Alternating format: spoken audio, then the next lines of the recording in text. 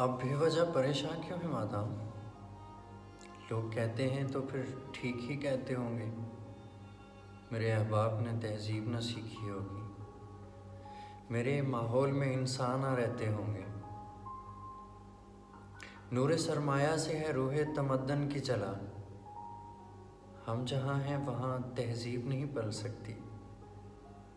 मुफलिसी हुस्ने लताफ़त को मिटा देती है। भूख आदाब के सांचों में ढल नहीं सकती। लोग कहते हैं तो लोगों पे ताज्जुब कैसा। सच तो कहते हैं नादारों की इज्जत कैसे। लोग कहते हैं मगर आप अभी तक चुप हैं।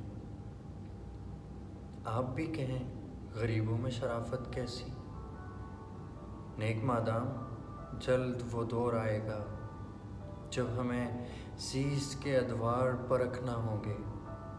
अपनी ज़िल्लत की कसम, आपकी इज़्ज़त की कसम, हमको ताज़ीम के मेयार परखने होंगे।